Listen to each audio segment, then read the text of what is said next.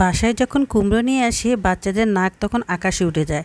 আপনারাই বলেন কুমড়ো খেতে কি এতটাই বাজে? তাই আজকে আমি প্রতিজ্ঞা করলাম আজকে কুমড়ো দিয়ে এমন জিনিস আমি বানাবো বাচ্চাদের নাক আকাশ থেকে গ্রান পেয়ে নিচে নেমে আসে।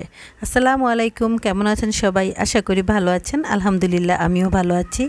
এখন আমি একটা কাঁচা কুমড়া ভালো করে পিস পিস করে কেটে নিচ্ছি, আর বিচিগুলো মাঝখান থেকে একদমই ফেলে দিয়েছি, কারণ এগুলো কোনোই কাজে লাগবে না। তো বিচিগুলো ফেলে তারপর আমি ভালো করে কুমড়োটাকে ধুয়ে নেব, আর একদমই চিকন চিকন করে কেটে নিয়েছি লম্বা লম্বা করে। এদিকে কুমড়ো কাটছি আর ভাবছি আমি তো সবাইকে কথা দিয়েছি আজকে সুন্দর একটা রেসিপি বানাবো। এখন কি রেসিপি বানাবো সেটাই ভাবছি। তারপর কুমড়োগুলো ভালো করে ধুয়ে নিলাম। এত ভেবে চিন্তে কাজ নেই, বাস আমি আমার কাজ করতে থাকি। একটা ধামাকা কিছু তো হবেই, সেটা দেখতে হলে পুরো ভিডিওটা কিন্তু দেখতে হবে। এখন আমি একটা প্যান বসিয়ে দিয়েছি, দিয়ে একটু তেল দিয়ে কুমড়োগুলোকে আমি ভাজতে দিয়ে দিলাম। তো এইভাবে সবগুলো কুমড়োকে আমি একদম ভাজা ভাজা করে ফেলবো। আর যেহেতু আমার বাসায় একটু কাঁচামরিচ ছিল না, তা আমার কাঁচামরিচ পেস্ট ছিল, সেটাই আমি এখন কুমড়োর সাথে দিয়ে দিলাম। দিয়ে ভালো করে ভেজে নিয়েছি একদম লাল লাল করে। আর সিদ্ধ হয়ে গেছে, একদমই পানি নেই, পানিটা শুকিয়ে গেছে। তাই এখন আমি কুমড়োগুলো তুলে নেব। ওরা আজকে বুঝতেই পারবে না, সেটা জেনে আমার ভীষণ আনন্দ হচ্ছে। ওরা ভাববে যে আমরা কাটলেট খাচ্ছি। সত্যি আসলে এত মজার একটা রেসিপি। আমি এখন এই কুমড়োগুলোকে একদম ভর্তা ভর্তা বানিয়ে ফেলছি। তো আমার এই পিষুনিটা দিয়ে এটা ভালো করে ডলে ডলে ভর্তা বানাচ্ছি। আর যদি যেগুলো একটু বাকলগুলো একটু শক্ত শক্ত লাগছে ওগুলোকে আমি তুলে ফেলে দিয়েছি। তো এইভাবে সবগুলো কুমড়োকে আমি একদমই ভর্তা বানিয়ে ফেলেছি। তো এখন কি ভাবছেন আমি কুমড়ো ভর্তা বানাচ্ছি? না না না, আমি কুমড়ো ভর্তা বানাবো না।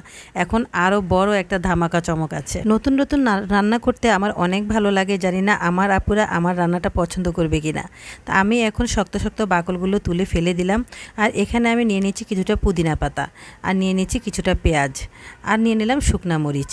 তো পুদিনা পাতাটা আসলে অনেকটাই গুরুত্বপূর্ণ, পুদিনা পাতাটা দিতেই হবে, দিলে অনেকটা ভালো ফ্লেভার আসবে, খেতেও মজা লাগবে। তো তবে যারা পুদিনা পাতা খান না তারা ধনে পাতা দিলেও চলবে। তো এখন আমি দিয়ে দিলাম সেই কুমড়ো ভর্তাটা, মরিচটাকে একদম একটু গুঁড়ো গুঁড়ো করে নিয়েছি। তারপর দিয়ে দিলাম একটু মরিচের গুঁড়া, আর দিয়ে দিলাম একটু গোলমরিচের গুঁড়া, তারপর একটু আদা রসুন পেস্ট দিলাম, আর দিয়ে দিলাম একটু ধনিয়ার গুঁড়া আর একটু জিরার গুঁড়া। আর এখন দিয়ে দিলাম একটু টমেটো সস আর একটু পেঁয়াজ বেরেস্তা। তো পেঁয়াজ বেরেস্তাগুলো দিয়ে তারপর দিয়ে দিলাম একটু বেডকাম।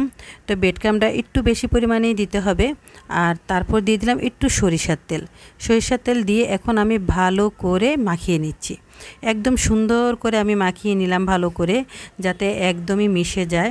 তো এবার মাখিয়ে তারপর আমি এগুলোকে এবার শেপ দেব। তো আমি কিভাবে কাটলেটটা বানাচ্ছি সেটাই আপনাদেরকে এখন দেখাচ্ছি। এই যে আমি একটু তেল দিয়ে দিয়েছি হালকা করে, তারপর দিয়ে দিলাম কাটলেটটা। এভাবে আমি একটা পাইপের সাহায্যে দিচ্ছি, আপনারা অন্য কিছুর মাধ্যমে দিতে পারলেও দিতে পারেন। তো হয়ে গেছে আমার কাটলেট।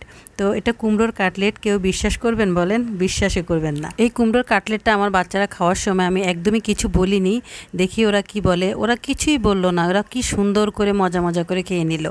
এটা দেখে আসলে আমি অনেক খুশি হয়েছি। তা আমি ভেবেছি যে আমার এই কুমড়োর কাটলেটটা যদি আপনারা আপনাদের বাচ্চাদের এভাবে খাওয়াতে পারেন অনেক ভালো হবে, ওরা বুঝতেই পারবে না যে কুমড়ো খাচ্ছে। তো যাই হোক, আজকে আমার এই সুন্দর রেসিপিটা কেমন হয়েছে অবশ্যই কমেন্ট করে জানাবেন। আর ভালো থাকবেন সবাই। আজ এ পর্যন্তই, আল্লাহ হাফেজ।